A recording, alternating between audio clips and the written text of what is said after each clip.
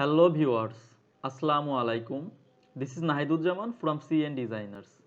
আজ আমি আপনাদের দেখাবো কিভাবে ফটোশপ দিয়ে খুব সহজেই তৈরি করতে পারবেন পাসপোর্ট সাইজ ফটো। তো চলুন ভিডিওটি শুরু করা যাক।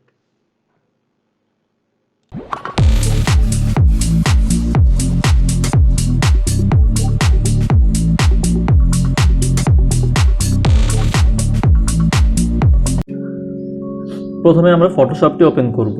ফটোশপটি ওপেন করার পরে আমরা যে ছবিটি পাসপোর্ট সাইজ করতে চাচ্ছি সেই ছবিটি ওপেন করব এবং আমরা নতুন একটা উইন্ডো ক্রিয়েট করব। তো উইন্ডো ক্রিয়েট করার ক্ষেত্রে আমরা কন্ট্রোল এন প্রেস করব। কন্ট্রোল এন প্রেস করার ফলে আমাদের এরকম টাইপের একটা উইন্ডো আসবে। তারপর আমরা কি করব, পেজ সেটআপ দেব। পেজ সেটআপ দুইভাবে দেওয়া যায়। যখন আপনি ল্যাব থেকে ছবি প্রিন্ট করবেন তখন পেজ সেটআপটা একরকম হবে, এবং যদি আপনি সাধারণ প্রিন্টার থেকে বা কালার প্রিন্টার থেকে ছবিটি প্রিন্ট দিতে চান সেক্ষেত্রে পেজ সেটআপটা আরেক রকম হবে। তো আমি প্রথমেই নর্মাল যে প্রিন্টার বা কালার প্রিন্টার আছে সেক্ষেত্রে যে পেজ সেটআপটা হবে সেই পেজ সেটআপটা দিয়ে শুরু করি। তো প্রথমে আমরা একটা ফাইল নেম নিব, যে পাসপোর্ট সাইজ ছবি বা পাসপোর্ট সাইজ ফটো। তো আমরা পাসপোর্ট সাইজ ফটো লিখলাম। তারপরে আমরা রেজুলেশন সেটআপ করব। রেজুলেশন অবশ্যই 300 দিব এবং কালার মোড দিব RGB কালার মোড, এবং পেপার সাইজটা দিব অবশ্যই A4 সাইজের পেপার। দেন আমরা যে লেয়ারটা আসবে সেই লেয়ারটা আনলক করব।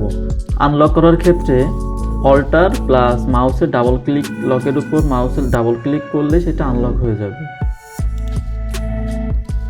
তারপর আমাদের যে কাঙ্ক্ষিত ছবিটি আছে পাসপোর্ট সাইজের ছবি, সেক্ষেত্রে আমরা ইমেজে যাব।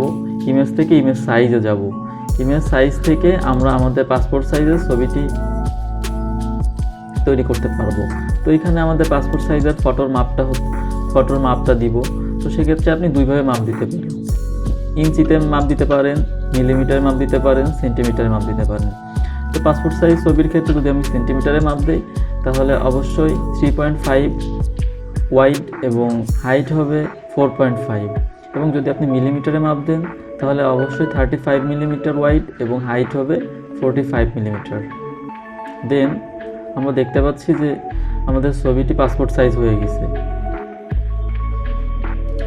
নতুন যে উইন্ডোটা আমরা ক্রিয়েট করছিলাম সেই উইন্ডোটাতে কন্ট্রোল C দিয়ে কপি করব এবং কন্ট্রোল V দিয়ে নতুন উইন্ডোতে পেস্ট করব। পেস্ট করার ফলে দেখতে পাচ্ছি যে আমাদের ব্যাকগ্রাউন্ডের সঙ্গে ছবির ব্যাকগ্রাউন্ড টোটালি মিলে গেছে। সেক্ষেত্রে আমরা কি করব, ছবির চারপাশে একটা স্টক দিব।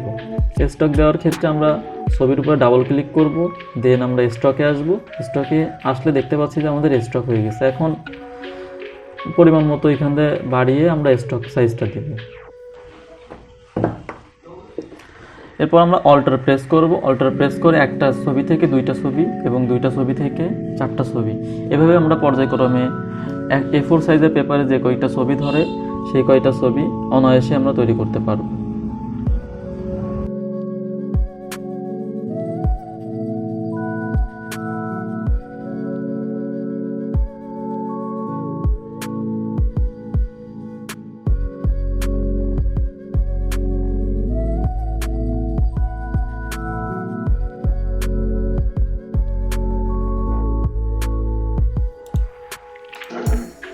ল্যাবে যখন আমরা ছবি প্রিন্ট করব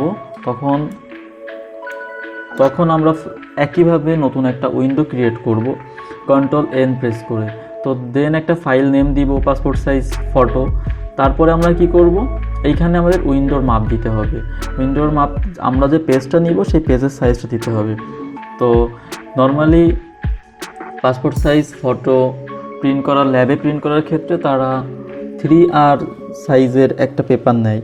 3R সাইজের পেপারে 4টা পাসপোর্ট সাইজের ফটো ভালোভাবেই বসানো যায়। তো আমরা একটা 3R সাইজের পেপার নিব। তো পেপার নেওয়ার ক্ষেত্রে আমরা কি করব, 3R সাইজের একটা পেপার নিব। পেপার নেওয়ার ক্ষেত্রে আমরা ওয়েট দিব এবং হাইট দিব। এটা পিক্সেলেও দিতে পারেন, মিলিমিটার, সেন্টিমিটার, ইঞ্চি, যেভাবে ইচ্ছা সেভাবে দিতে পারেন। তো আমরা এখানে ইঞ্চিতে সিলেক্ট করলাম।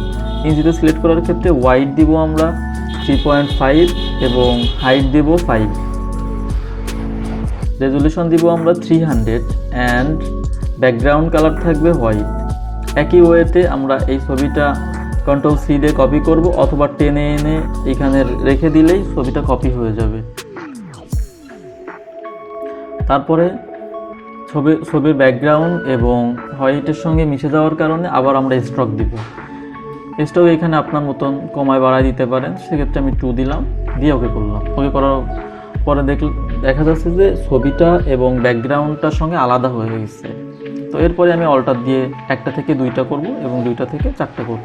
এভাবেই আমরা খুব সহজেই তৈরি করতে পারবো পাসপোর্ট সাইজ ফটো।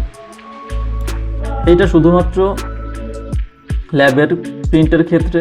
আর যদি কালার প্রিন্টারে করতে চান তাহলে প্রথম নিয়ম অনুসারে কালার প্রিন্টারে প্রিন্ট করতে হবে, এবং ল্যাবে প্রিন্ট করার ক্ষেত্রে এই নিয়ম অনুসরণ করে ল্যাবে প্রিন্ট করতে হবে।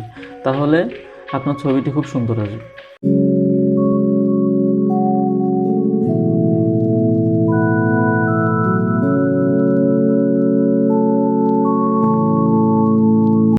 সম্পূর্ণ ভিডিওটি দেখার জন্য আপনাদের অসংখ্য ধন্যবাদ। ভিডিওটি যদি খুব ভালো লেগে থাকে তাহলে অবশ্যই একটা লাইক দিবেন, কমেন্টস করবেন, সাবস্ক্রাইব করবেন অ্যান্ড শেয়ার করবেন।